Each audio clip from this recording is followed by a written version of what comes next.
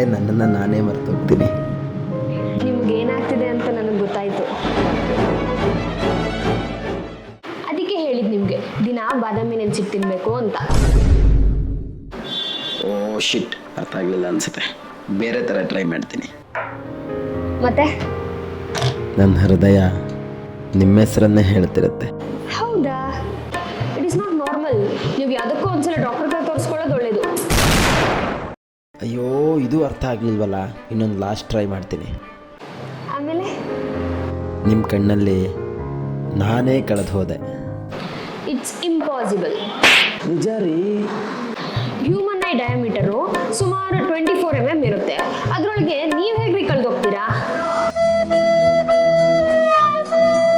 Coffee ಖಾಲಿ ಆಯಿತು, ಹೊರಡೋಣವಾ?